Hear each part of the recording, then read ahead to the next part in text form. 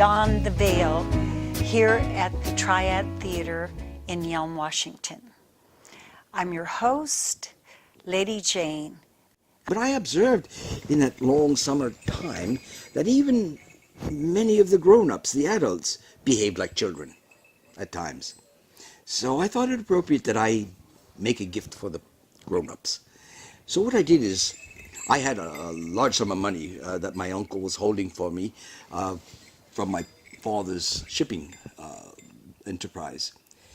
And so I went to the marketplace and bought all these silks, many colored silks. What's a silk? Silk. It's like a material, a cloth. Oh, silk. Okay. Yes, it's made from a little tiny worm.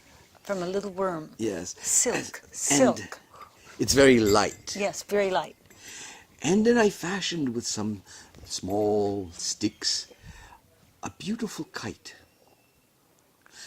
And I went to the, I guess you would call him a blacksmith these days, and had him fashion me a brass ring that clasped.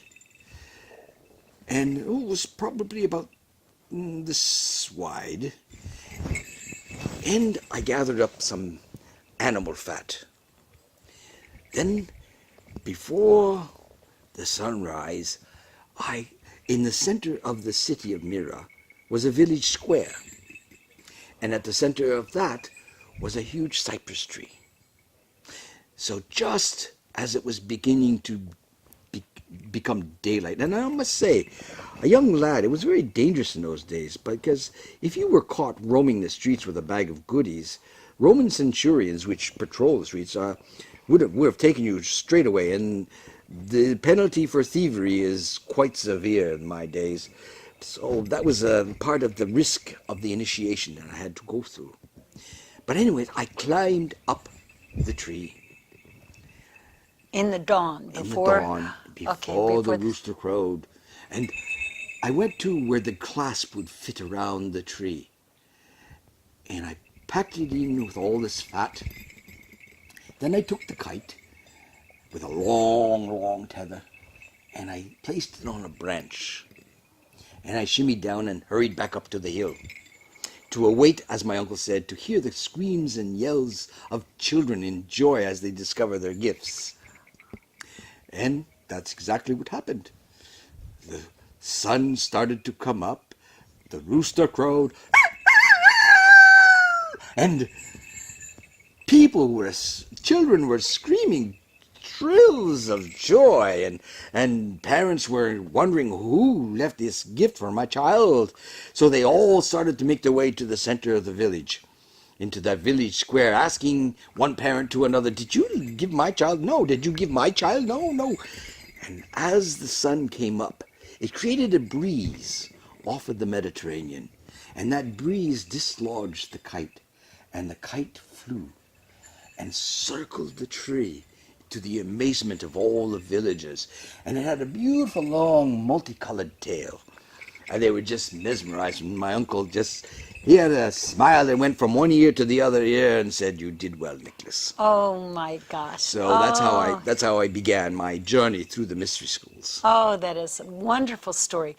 So basically, in our time, you would have gotten an A for that project, right? Oh, my God. Wow, that is amazing. Well, now tell me, so how, from being on that side of the world, how did you get up to the North Pole? And is that where you live now? On top of the North Pole? This is like freezing. That was a long, long time ago and a long journey I had to make. Well, I mentioned to you my wife. Mm-hmm. You see, I abandoned the idea for many years of giving gifts at Christmas time, and that was just my initiation. Mm-hmm. However, once I was married, my wife was encouraging me to deliver again to children, to bring them joy, gifts. And sometimes she would even bake some goodies, and we would leave baked goodies with them to impoverished children. And so, like every great man, there's always a great woman, and Bethany was a great woman and still is. So, after a while, as being bishop, when my uncle died, I was elected as bishop. because of the miracles I had been performing. You see, the name bishop is a term that is given by villagers. It has nothing to do with religions. And the hats that bishops wear today, even the Pope, your Pope wears the same type of hat. It's actually a fish head with its mouth open. And it goes to delineate the lineage of the fisher kings, which go all the way back through King David, all the way to Enki, who was here long ago, one of the ancient gods, Enki.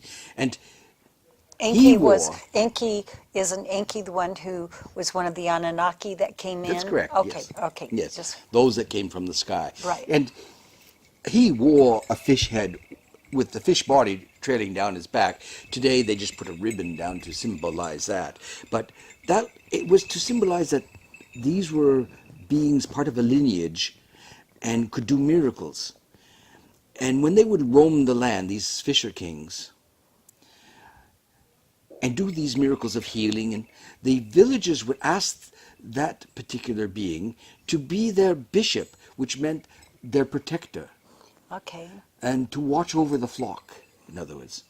So that's where the term bishop came from.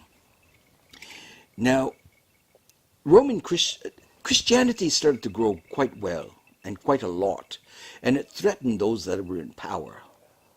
The Roman Empire itself, in my days, was falling apart. It had already been split into two empires. And those people in control really wanted to keep more control over the population. So they forced the emperor at the time. Oh, I must tell you, do you know that I have a jail record? No. I do too, for that matter. But wow, really? I was in jail, put in prison for about 2 years. No kidding. Yes. Wow. So that was because there was an uprising of Christians in Rome, and the emperor at that time decided that the way to settle the problem is to throw all Christians in the pokey.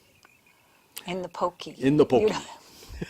So I was put in prison for 2 years, and then there was a change of emperors. Constantine became emperor, and he sided a bit more with the Christians, so he released all the Christians. And so that's when I was released. That's when I did quite a well-known miracle. Since all the Christians in the city of Mirror were put in prison, there weren't anybody to grow and seed the fields of wheat. And so being released, the whole city was almost facing starvation. Now, being a large shipping port, the Romans' ships came in from Egypt loaded with wheat. And so I was asked to go down and ask if the shipping captains would release some of that wheat for the population. Our granaries were empty. So I went down and I pleaded with the captain of the ship to at least if he could give us half of his load. And he right out said that if he did such a thing, his head would be on a chopping block when he arrived in Constantinople with only half of a ship of grain. So I assured him that if he did so and gave us half of his shipment, when he reached Constantinople, his ship would be filled. Now, he wasn't quite sure he would accept that. However, on his ship was a sailor, part of his crew, who had been on a fishing vessel where I did create a miracle. I had resurrected a young sailor that had fallen from a mast and died on the deck, and I resurrected him from what I had learned. And I had calmed the sea. So he explained that to the captain, that if the Bishop Nicholas is telling you this, his word would be law, and you have nothing to fear. So still a little hesitantly, he did agree. I must say, he sweated bullets. Arriving in Constantinople, and his ship was still only half full. Arrived at the port, But the moment they threw the ropes up to tie and anchor the ship, all of a sudden the ship sank. And he opened up the doors, and the ship was filled with wheat. Oh my gosh. One of many miracles that I... Now, when you do these miracles, I mean, this is modern day science. What is, are they miracles? So you're magical, or is this, are you doing this and it's just because you've developed skills that common man today doesn't know? I would say yes. To both. You learn in these mystery schools the great potential that lies within every human being. Humans are quite a phenomenal race, and they're envied throughout the universe because we have certain abilities that most other races do not have. And in these mystery schools, we are taught how to tap in to the mind of God. That's interesting, because nowadays they talk a lot about artificial intelligence, the AIs, and how the robots that are being built can do everything that a human can do. And having a theater such as the Triad Theater, an arts theater, I'm aware that there's only one thing that robots can't do, and that's create, and humans can. So art can never be created by an AI. However, it can be duplicated and replicated. They can copy anything perfectly, but they can't create it on their own. And that is one of the beautiful things that humans have. Another thing that humans have is the ability to, what would be the proper term for you? Teleport, I guess, from one place to another. Biolocation. Which is what you do. Exactly. Only humans have this ability. Nowhere in the other universe are they able. It had something to do with the DNA tampering that took place a long time ago by other races that came here. Other races can do it, but they require a mechanism, an instrument to do that. But humans have the ability to do this with their minds only. Wow. And it is quite rare, quite rare. So that's why, again, we're quite a unique species here. Wow. Well, since you can do that, let's move on to this fact. But you use a sleigh. Well, you were. I got sidetracked. Forgive me. You wanted to know about my journeys to the North Pole. And did you use a sleigh, since you were just talking about that you could Yes, teleport? Did you yes. teleport there, or did you go by sleigh? I hadn't perfected it yet quite that well. Okay. But what happened with these Constantine? These really wealthy aristocrats and religious leaders wanted to create a powerful religious organization to control the population. Mm-hmm. And so they created, at the Council of Nicaea in 325 AD, they created a one-world religion called the Roman Christian Church. Okay. And Constantine actually locked everybody, all the bishops, in a room until they all agreed to this new religion. They tied you. Did they put you in there since you were a bishop? Well, they put me in there. Yes, I was there. And there's some records. There are actually 7 records of it. I'm on 4 of them. A lot of bishops didn't want me there. For, many of... Bishop title was a very powerful title because it placed you in charge of all the villages. So many of the rich elite and religious people would place their sons as bishops.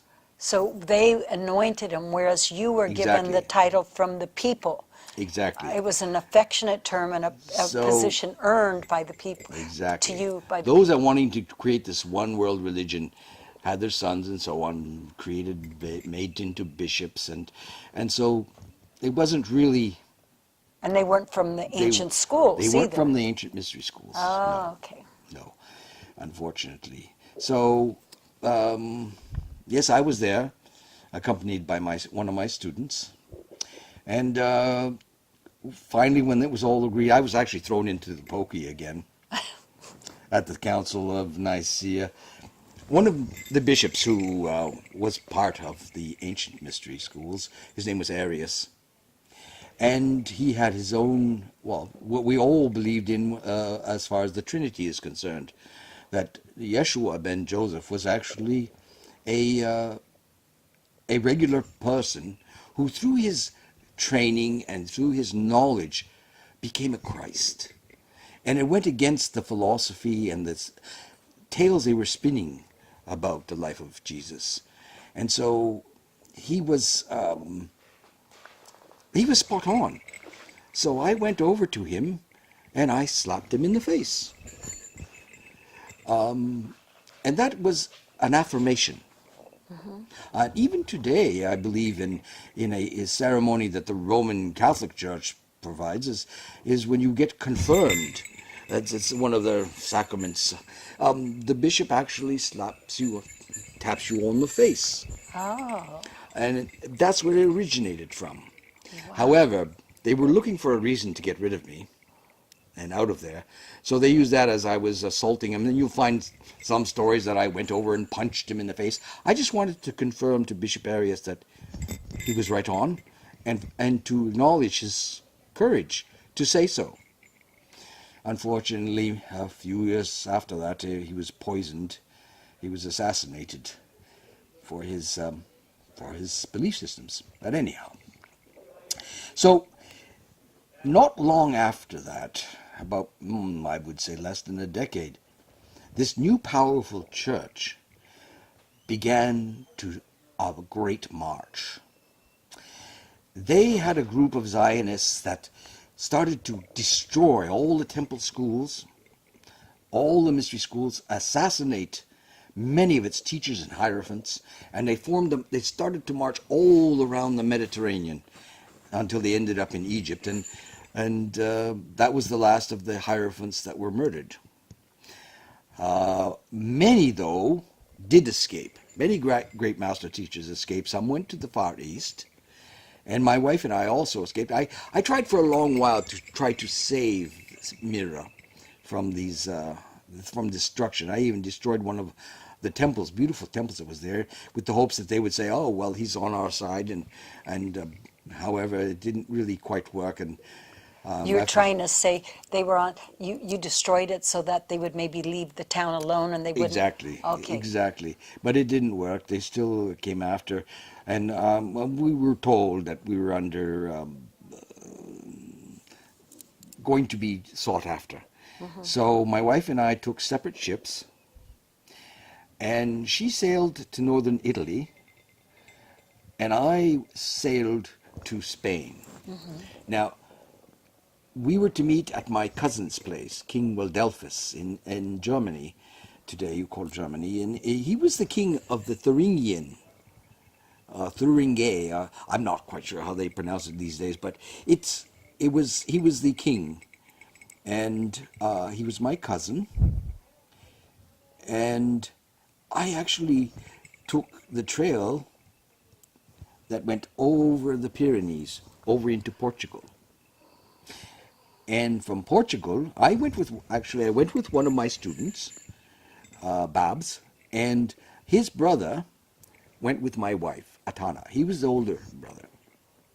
These were two Persian princes that were sent to me by a Persian king to study under me when I became bishop at Myra. And I was basically placed in charge also of the temple school at that point. So we sailed from there to the Netherlands. We arrived on a ship in Netherlands, and even to this day, they still celebrate me arriving with my student, Zwarte Piete, as they pronounced it, Zwarte Piete.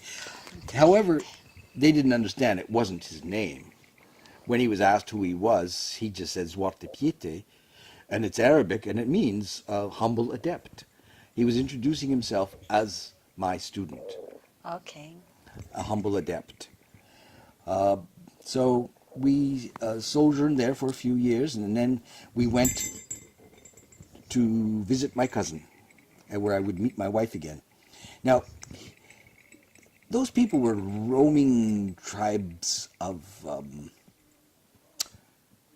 nomads. And they had a belief system in the ancient gods, which were the same gods, only they went by different names, Odin and so on. Odin was always depicted as riding a white horse. And so what my cousin did is he sent a white horse for me to ride into his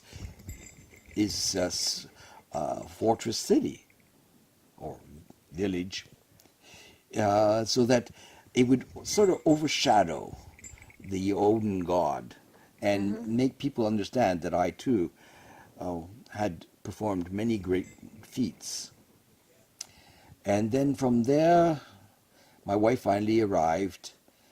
And now, this is quite interesting. I'm going to slightly get off the subject, but my wife spun quite a few tales as well. When she arrived in northern Italy, she started to make her treks over the foothills heading over to the Alps, which was quite a harsh journey. And she had mastered, I hadn't yet mastered that yet, but she had mastered levitation. So she began just to float over the trails, which frightened so many villagers and so many people that saw her. So what she decided, she found herself a walking stick, or fashioned one. And so when she levitated, she would just place that under her. So it looked like she was riding a magical stick. And for some reason, the villagers accepted that. She had a magical stick that allowed her to fly. And at Christmas time, she wanted to still keep up the tradition that we had resumed in Mira of gifting the children at solstice time. And so that's what she would do. She would secretly, she would stop somewhere and she would bake some goodies and she would place them in the homes or the footwear of the villagers, the children.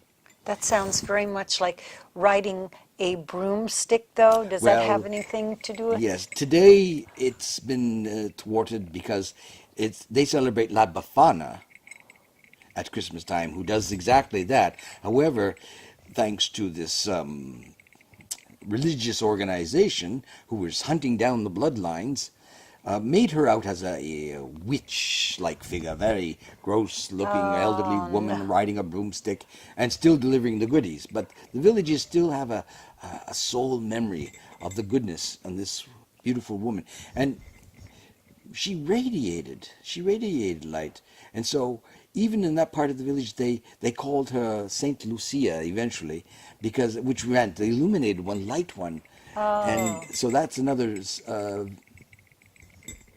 legend that she spun on her own. When she arrived finally in Germany, and we lived in the Black Forest for quite a while, to try to always keep one step ahead of the men in black of the time from the church, she not only would work with children, but with the spirits of children that had left.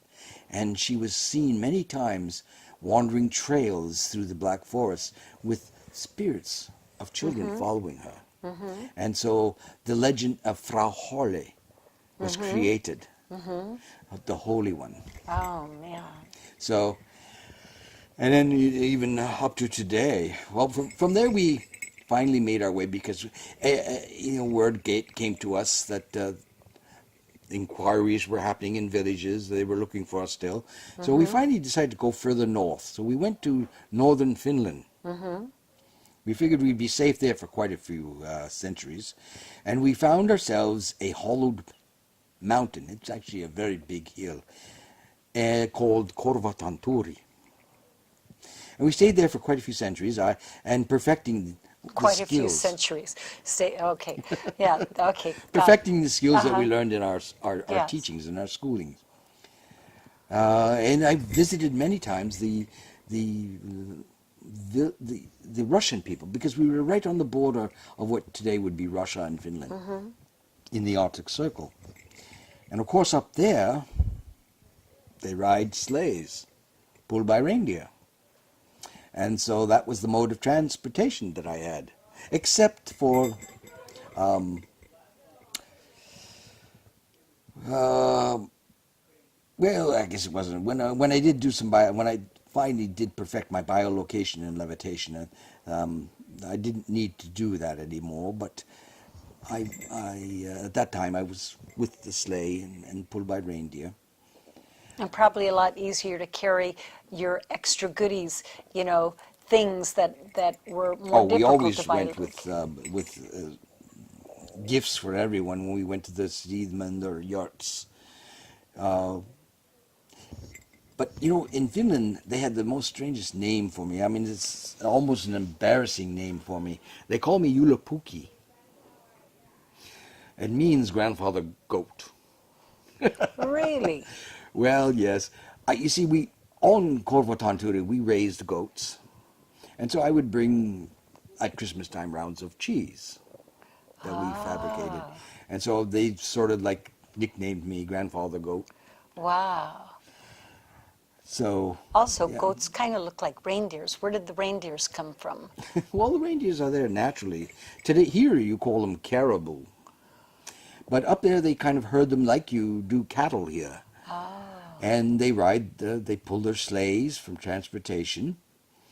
They also, at winter solstice time, they will also harvest the caribou as you do your beefsteaks. We would have joints of caribou. Barbecue, like Reindeer. barbecue stuff. You're talking eating the meat? Wow. Yes, Okay. yes. Okay. So that's how we. Now, here's a legend. One of the myths that was handed down from mother to daughter for many centuries. When I would come to visit them, now you have to kind of imagine this: a very flat area on a tundra with blowing snow drifts, many storms. And they lived in what is called a yurt, which is sort of like your American Indian teepee, but not with the point. It was more rounded. And in these snowstorms, their entrance to their hovels would sometimes get covered in drifts and trap them inside. Covered in what? Drifts of snow. Oh, drifts of snow. Okay. So what they did is they fashioned a type of ladder, which they would put up the smoke hole. At the center of the yurt was a little fire pit where they would cook the meat and warm the place, and the smoke would go out through this hole at the top. Now, when I would come to visit them on the winter solstice night, I would come down their chimney on the ladder. And so that tradition was carried through and told from generation to generation to generation to deliver gifts to everyone. Oh, so, and in later years, it was like, since the chimney, people started living in square houses and the chimneys were square, and the legend continued that you came down the chimney, but you really don't come down the chimneys these days, do you? No, I still utilize now the biolocation. Oh, beautiful, because I would hate to see you getting your robes all messed up, you know, especially in my fireplace, because I haven't cleaned it for a long time. Anyway, wow, that is very interesting. So, okay, so with this, you were in the cold area of the Russian steppes, and how did you get up to the North Pole now? Well, may I add just one other thing? Oh, by all Legend means. that seems to be quite a question with young ones today. They always ask me about my flying reindeer and sleigh. Yes, yes. So, what again happens is the reindeer are very fond of a type of reddish type mushroom that grows in the Arctic Okay. on the tundra. And even though there may be several feet of snow covering it, they have hooves that are like shovels and a nose that can smell them. And they're very, very fond, especially in the winter months. So they will dig out those mushrooms and seek them and eat them. Now, these mushrooms to you and I would be very toxic and poisonous. But to the reindeer, it isn't. But it is hallucinogenic if you and I would ever take them. And they could also do you in. Were these those amanita mushrooms that we're told? That's right. They're Okay. reddish and little spots on them. And yes. Now, Interesting that, excuse me, but on your Christmas cards, when we see cards all the time, you'll see those little mushrooms with the little they're red and there are little dots on it. That's interesting. And they look like they're kind of ornamental Christmas things, but they're not. They're magical. Again, Wow. it's Part of history. part of history that has filtered down through the centuries. Now, when I would visit them, if they had just butchered and harvested one of these reindeer that had partaked in one of those mushrooms, and we would eat the meat, it would create a little bit of a hallucinogen in the minds of the people. When I departed from them, in my sleigh pulled by my reindeer across this very flat surface, it created a bit of like a mirage, sort of like you would see in a desert. Or if you're driving down a highway, it almost seems like there's water on the roads, and it would be the same thing. Because the ground is snow white, the sky's usually white, from like with the light diffusing, so there would be hard to see where the horizon was. Oh. So, added to the factor of the maybe having eaten that tainted meat, they would swear that I left them with my flying sleigh and flying reindeer. And so the legends were told again, this magical being coming down a chimney, coming to them with his flying sleigh and flying reindeer. And if you could fly, then obviously you could fly to the North Pole. Okay, I get it. Oh. Well, actually, that came much later, going to the North Pole.